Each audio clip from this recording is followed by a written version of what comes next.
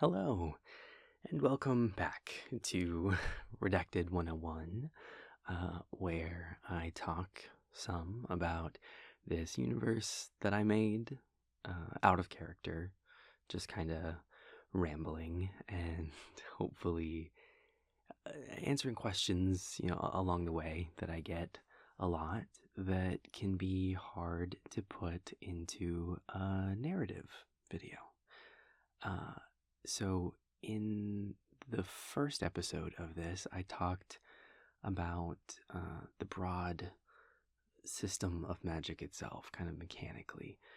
But there definitely were a lot of questions after that about the specific kinds of magic that exist in the canon, the types of magical specialists that exist in it, and things like that. So I wanted to make another one of these that gets a little more specific into that.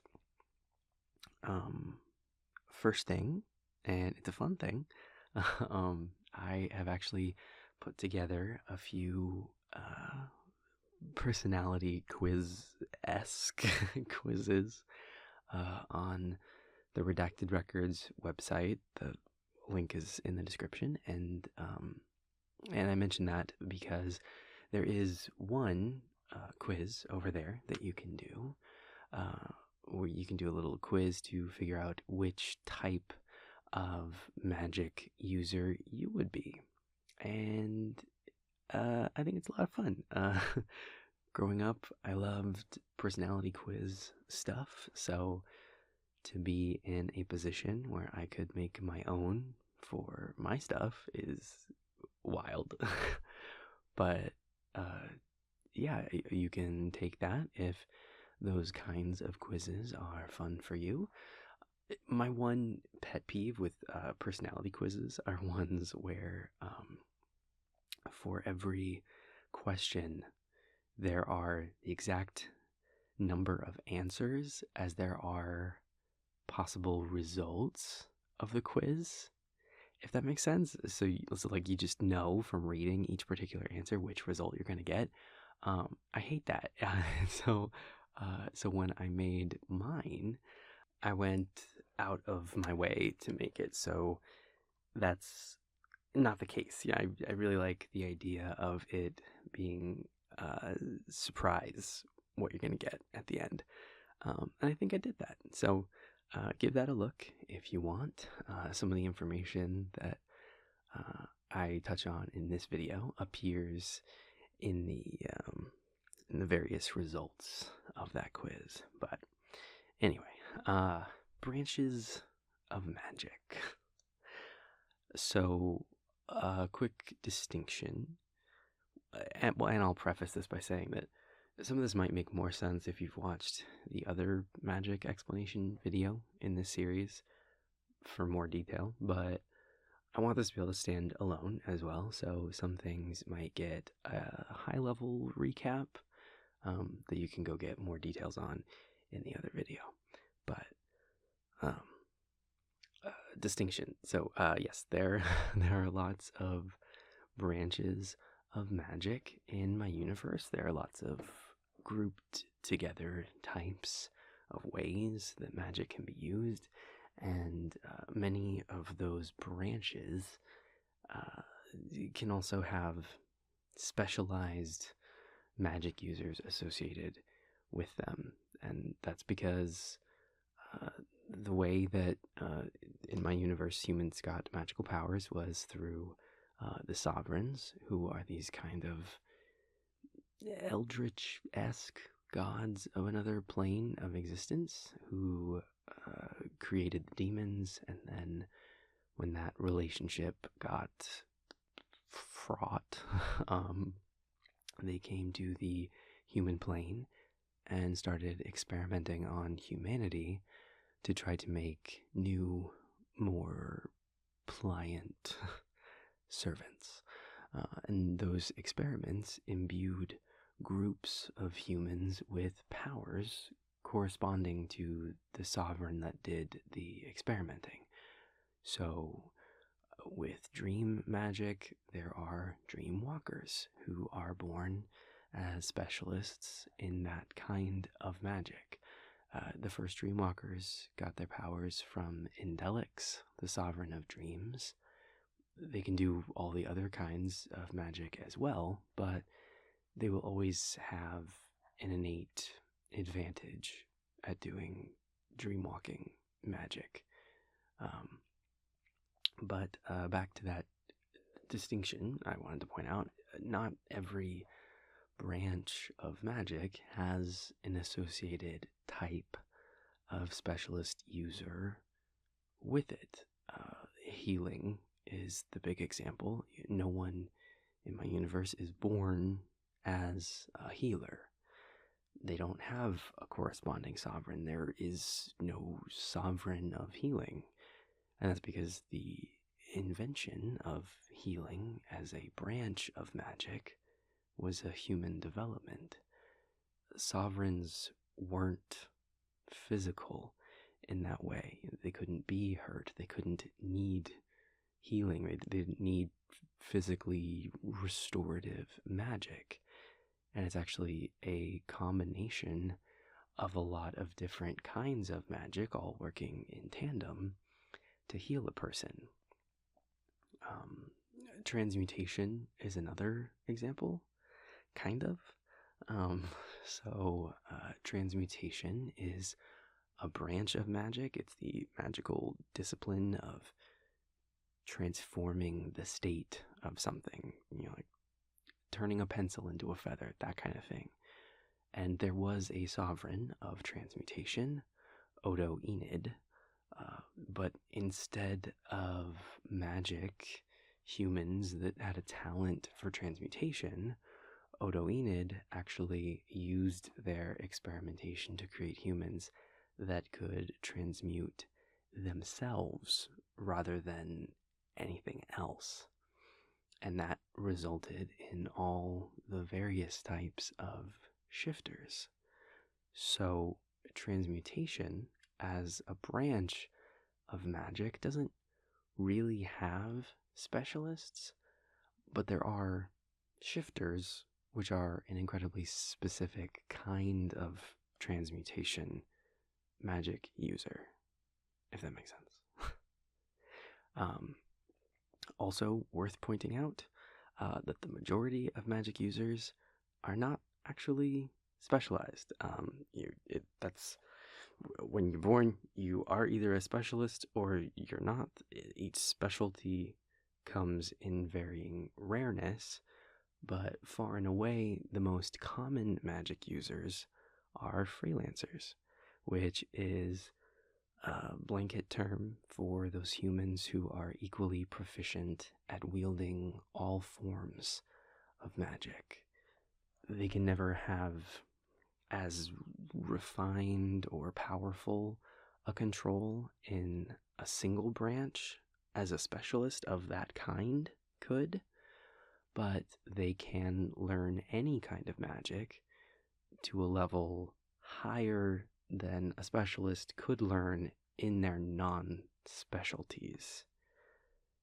So the way that the way that I explain it when I want it, when I want to keep it really simple, is that if you wanted to put a number on things on a scale from 1 to 10, a specialist, let's say a fire elemental, is at a 10 in power level for fire magic specifically, but they can only reach, say, a 3 in all non-fire magic, whereas a freelancer can get to a 5 in everything: fire magic, illusion magic, psychokinesis magic, all of it. So it's a jack of all trades, master of none situation. All of that to say, freelancers are a kind of magic user, but freelance is not a branch of magic in and of itself. So let's just go down the list and talk about the different branches of magic. This might not be a completely exhaustive list. As always, I reserve the right to change stuff because sometimes I come up with new stuff and then I have to adjust. But this is what I've got so far. First up, fire magic. Fire magic was embodied by the sovereign of fire, Talris, in prehistory. Fire magic is a blanket term for any kind of magic that touches on both physical flame and just heat, the creation or removal of it. So, cold, quote unquote, magic, for lack of a better term, actually falls under the banner of fire magic as well, since it's just that same ability to control heat used in the other direction. It can include warming something, creating a fireball, absorbing heat, absorbing fire, detecting heat, anything along those lines. There are fire magic specialized magic users called fire elementals, like Damien. The majority of fire elementals, for whatever reason, find that they are best at creating heat or flame where it wasn't there before, or amplifying what's already in place. So they're good at making fire, adding heat. There is a subset of fire elementals that call themselves fire contra elementals, and while they are still fire elementals in every sense of the word, they happen to be much better at inverting those abilities and instead wielding cold and ice by absorbing heat instead of creating it. Contra or not, all fire elementals are what's called physically intrinsic magic users, meaning that their magic is stored exclusively within their core. Fire magic has lots of different uses, and that makes it a very popular field of study at magical academies because there's a lot of utility to it, particularly the ability to regulate temperature. I mean, that has lots of applications to daily life, as you could imagine. So it is a common field of at least some amount of supplementary study, regardless of specialty or lack thereof. Water magic was embodied by the sovereign of water, Kirsha. Water magic can be used for creating water or moisture, dispelling water or moisture, shaping or moving water, detecting moisture, stuff like that.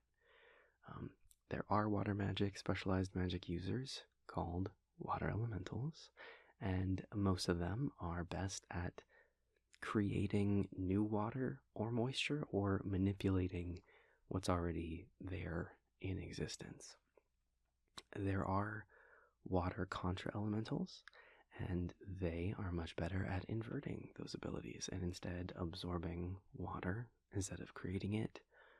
So that can be desiccating something all the way up to absorbing the force of a rainstorm and drying that all out. All water elementals are also physically intrinsic magic users, and water magic also has a lot of different uses, and it's a popular field of study at the academies.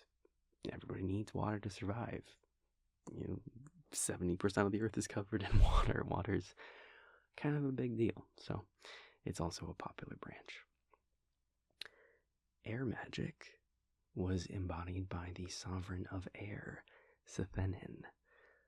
Air magic can be used for creating or removing air, increasing or decreasing air pressure, moving air, making breezes and winds, vacuum, cyclones, tornadoes, etc.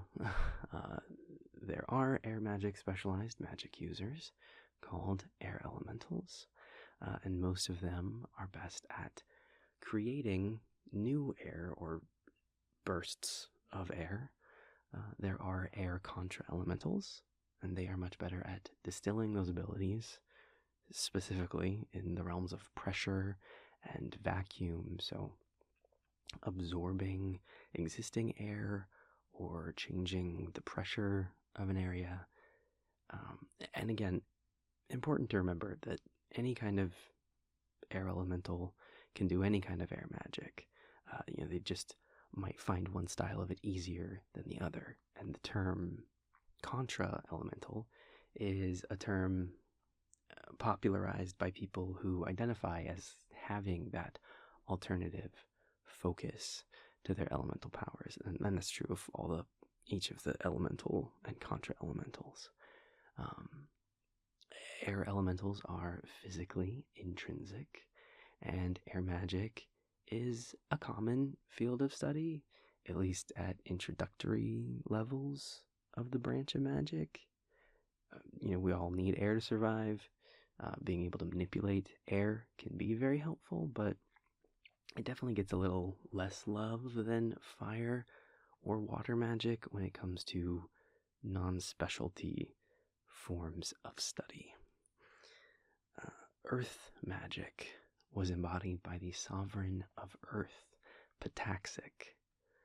Earth magic can be used for creating earth and stone, manipulating and moving earth and dirt and rock, causing or stopping earthquakes, lithification, metalwork, etc., etc. There are earth magic specialized magic users called earth elementals, and most of them are best at working with or creating raw earth, but there are earth contra elementals that are better at distilling those earth abilities into wielding metal and earthen derivatives or lithifying dirt into stone.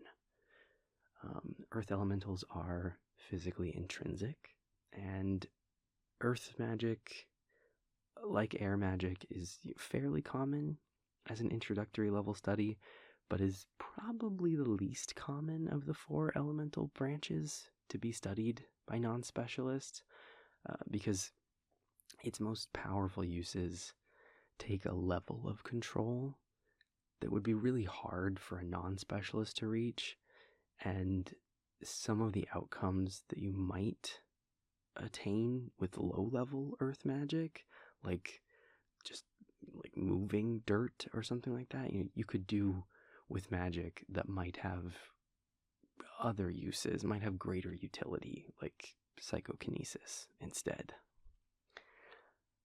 With the elemental branches done, let's talk about their energetic counterparts. First up, electromagic. So electromagic was embodied by the sovereign of electricity, Zatinkin. Electromagic can be used for creating or absorbing electricity, generating lightning, manipulating electrical currents, or even like batteries, that kind of thing. A running theme of the energetic branches is, on some level, the specificity of them. I mean, they are these broad, overarching forces that have a lot of crossover with other branches depending on the circumstances. Electromagic specialized users are called electroenergetics, and they are quite rare compared to other specializations. The energetics in general are. They're not a common occurrence, and that's because the energetic sovereigns were very reserved in their experimentation on ancient humanity for different reasons, depending on each of those sovereigns in question, but all reserved nonetheless. So, energetics are rare. Electroenergetics are physically intrinsic. Electromagic is the most commonly studied of the energetic branches by non-specialists, because the utility of being able to affect electricity is really useful. It can be as simple as supplying power to your phone so it doesn't die in the middle of the day. So a lot of people will do some basic level of study in that branch of magic, but its most impressive uses, again, require a level of mastery that really only a specialist could probably master. So, all in all, electromagic is probably the most common of the least common branches to dabble in, if that makes sense. Magneto-magic. Magneto-magic was embodied by the sovereign of magnetism, Eusedia. Magneto-magic is probably the least popular energetic branch of study for a non-specialist, because, I mean, it can be a very niche field, and some of the effects of that kind of magic can be reached with more utilitarian means. Magneto-magic can involve increasing or decreasing the magnetism of an object, or the strength of a magnetic field, using magnetism to create a form of flight or levitation, drawing magnetic things together or apart, or moving them in general. Magneto-magic specialists are called magneto-energetics, which again are rare and are physically intrinsic. Sonal magic was embodied by the sonal sovereign, Anin. Sonal magic can be used to create sound waves, silence or amplify sounds, mimic sounds perfectly, create a sonic boom, or make resonance waves that can crumble things to dust. There are sonal magic specialists called sonal energetics, and they are physically intrinsic. Sonal magic is also fairly commonly studied by non-specialists at an introductory level. I mean, there are a lot of daily life benefits to being able to manipulate sound, even just from quality of life perspective, as you can imagine. And it's one that has less crossover with other fields than some do, other than air magic, at least, since sound generally relies on air. Graviton magic was embodied by the Gravitic sovereign Diderodon. Graviton magic is exceedingly difficult to master. There really isn't such a thing as non-specialist study of gravitic magic, because the only things a non-specialist would ever be able to reliably do with it, they could do much more easily with, say, psychokinesis again. But the branch of graviton magic includes increasing or decreasing gravity, levitating objects or yourself, applying artificial gravity to different surfaces, all the way up to creating micro black holes. Graviton magic specialists are called graviton energetics, which are the second rarest type of magic user ever, only behind seers, and not by much. They are physically intrinsic, and they are so rare because Diderodon had almost no interest in humanity at all, and certainly no interest in giving away any power, so he barely did any experimentation on them. Transmutation magic was embodied by the sovereign of transmutation, Odo-Enid. Transmutation magic can be used to modify energy and matter, transforming objects into other objects, changing materials, altering shapes, etc. It has a lot of crossover with other branches of magic. It is a vital part of the interdisciplinary nature of healing magic, and it's a very commonly studied form of magic, at least through introductory levels. There are no transmutation magic specialists in the sense that other branches of magic have. There are no transmutationists in the way that there are elementals. However, there are shifters, which are specialists in a very particular type of transmutation magic, specifically the ability to manipulate the form that their body takes.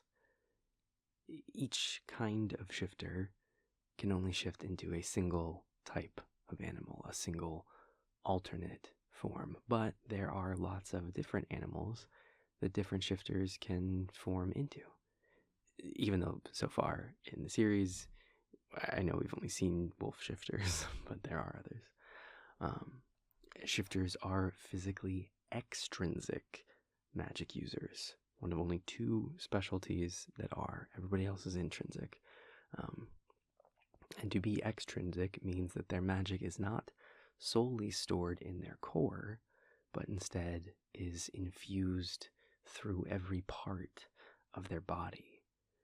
For them, the core serves as an anchor point for their threads of power, but one which then redistributes that stored magical energy throughout the entire body. For shifters, that is what lets them do a full body transformation, which is something that's too refined for any non-shifter to pull off.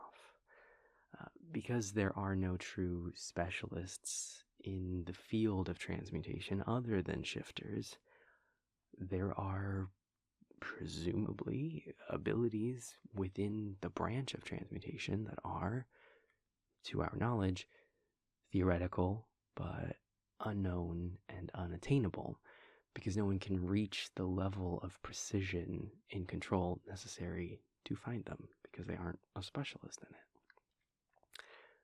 Stealth magic was embodied by the sovereign of stealth, Jadzia.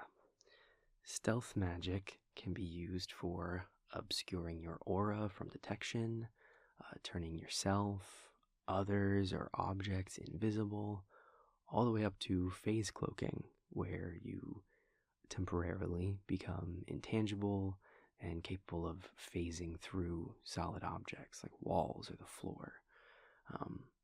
It can have some crossover with sonal magic studies, specifically the ability to muffle all sounds, since there's a lot of functional crossover there.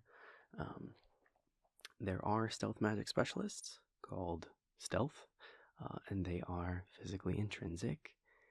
It is a less commonly studied branch by non-specialists, since it can have pretty niche uses in a day-to-day life sense, and its most impressive applications would usually require a specialist level of control to be used effectively.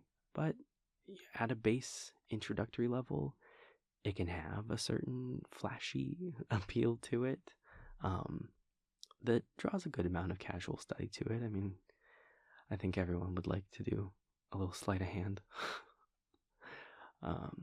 Dream magic was embodied by the sovereign of dreams, Indelix. Dream magic can be used for forcing sleep or wakefulness, and most famously for dream walking, which is the control at anywhere from a basic to an advanced level of the dreams of both yourself and or others. All the way up to making labyrinthian mental constructions that the person within could even be prevented from recognizing as a dream and not, mistaking for reality. Dream magic specialists are called dreamwalkers. They are physically intrinsic. Dream magic is not commonly studied by non-specialists because dreamwalking in particular takes an extreme amount of precision and control to master at most levels beyond just low-level lucid dreaming. But for those interested in even just that limited control, the option for study through this branch is there. And there can be a lot of utility in the sleep side of the branch of magic, of being able to incite or delay sleep through magic. So it gets some love from non-specialists, but usually for reasons specific to that person studying it rather than a general inclination. Illusion magic was embodied by the sovereign of illusion, Felius. Illusion magic could be used for minor prestidigitation-esque acts of illusion, masking objects as other objects, applying a kind of limited camouflage, creating immersive visuals, akin to a kind of holographic display kind of thing, although always intangible. All the way up to disguising all of Dam to look like an innocuous set of buildings. There are illusion magic specialists. They're called illusory, and they are physically intrinsic as well.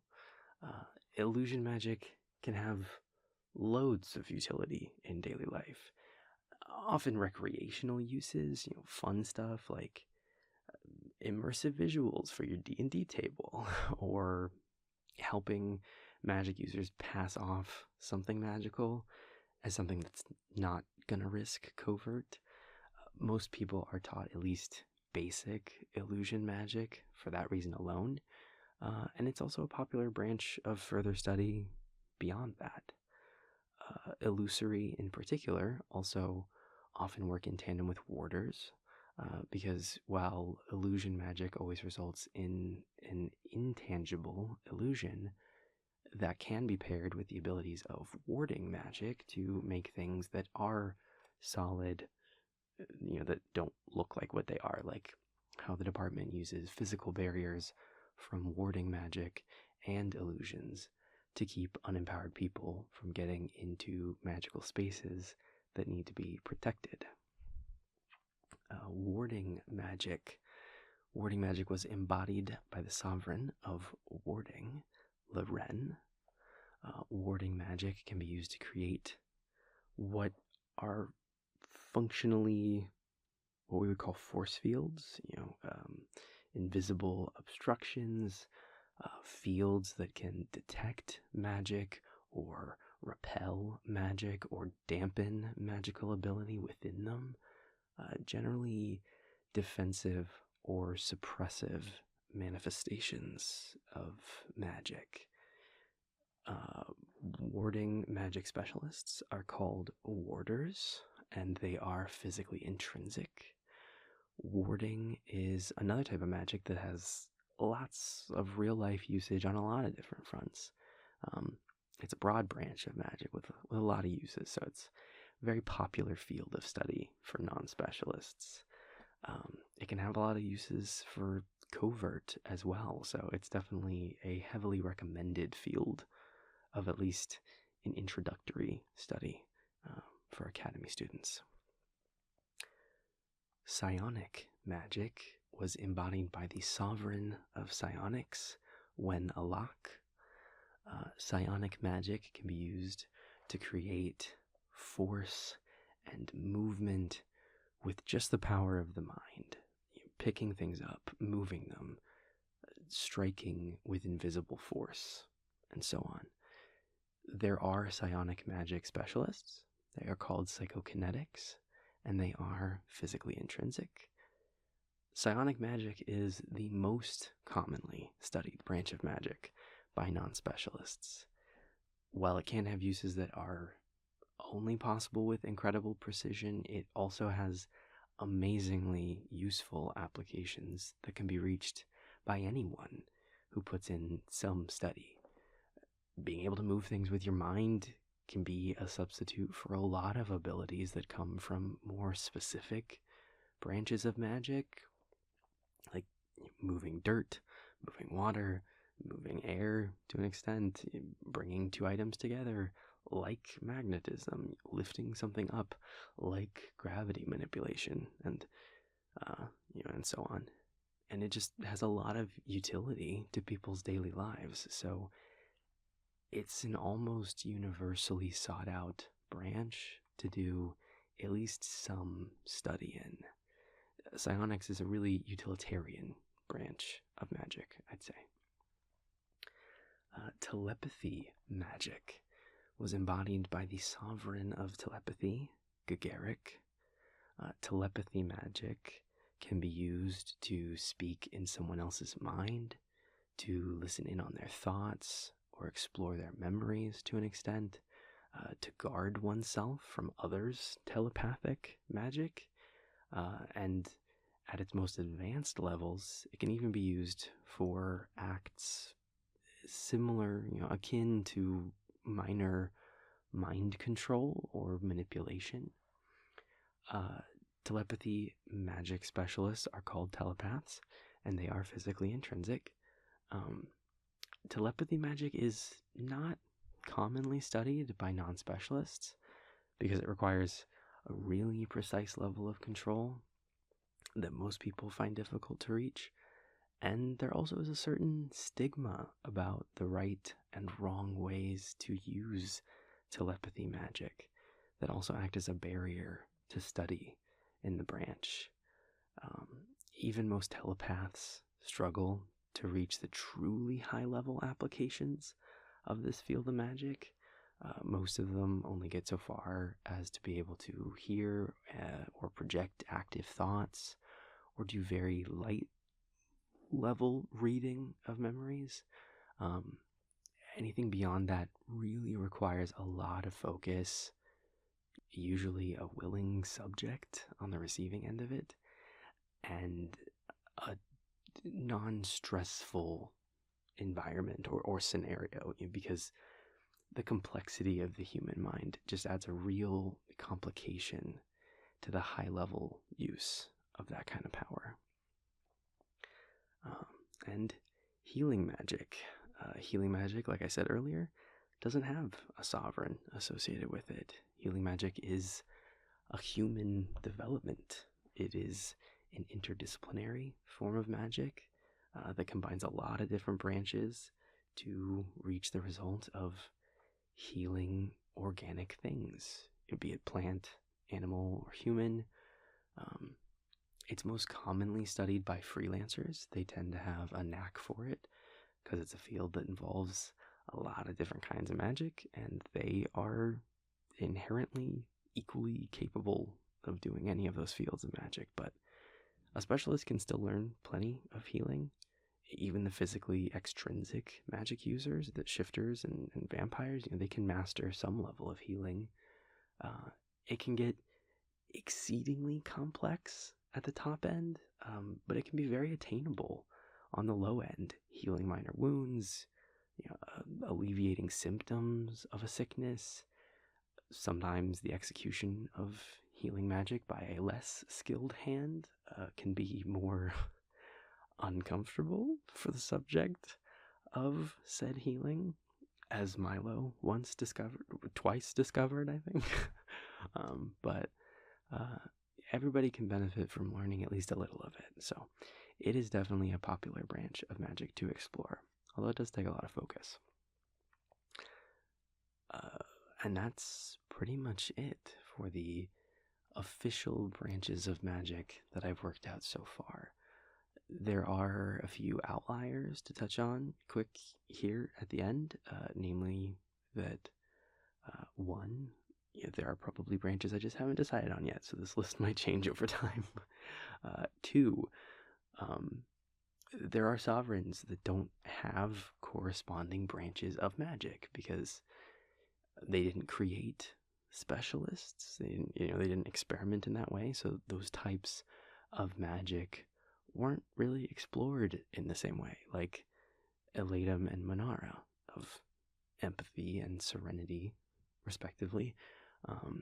And three, there are kinds of magic that have been discussed in passing or not yet at all that could exist, but because of the structure of the magical education system, just haven't really been found yet.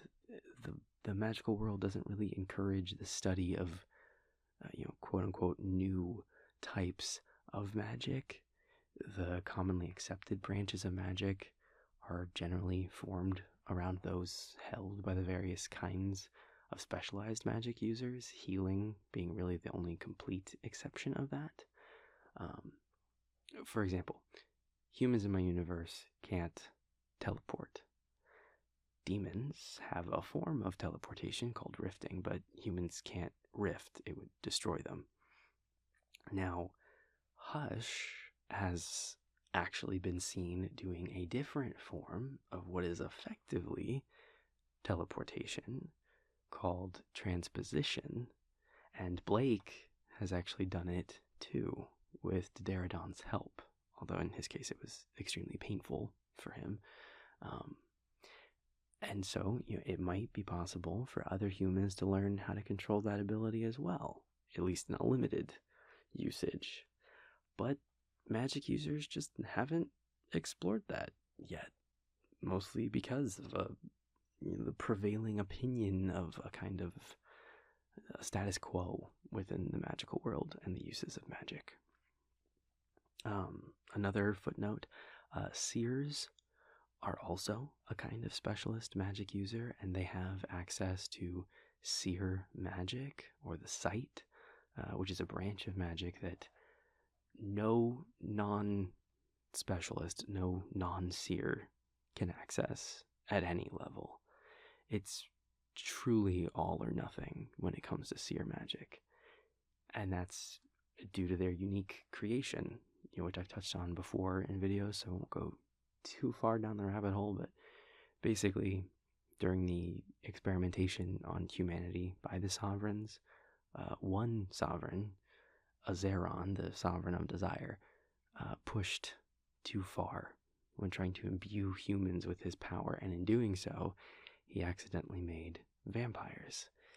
Elatum, the sovereign of empathy, then tried to fix this mistake, but in doing so, he actually imparted a piece of his sovereignty into the humans that he cured, which granted them a never-before-seen amount of power in a human, anyway. And these were the first seers. And he very quickly gave up on the effort because he didn't want to continue to impart pieces of himself and weaken himself, which has made them astronomically rare. All of that to say, while seer magic is a branch of magic in that sense, it can't be studied by any non-seer, so it's a bit of an outlier on the list. Also, vampires. So vampires and vampirism, I guess, aren't a branch of magic in the sense that the rest of these are. They're a different kind of specialized magical user. They are physically extrinsic, meaning that their magic courses through their whole bodies, which gives them a lot of unique magical abilities. It gives them their super senses, their fast reaction times, their super speed and super strength, not aging. They have an innate healing factor, but that magic isn't something that can be learned by a non-vampire. It isn't a field of magic in that way, so it's kind of outside the scope of this video. So, yeah. I think that's it for the named branches of magic in the Redacted universe so far. It might not be a comprehensive list forever, but it is for now, and I hope you enjoyed this deeper dive into the magic system in my world. And if you are the personality quiz sort and want to know which branch of magic you align with, go check that out at the link in the description. And I will see you with whatever the next deep dive topic is. Thanks.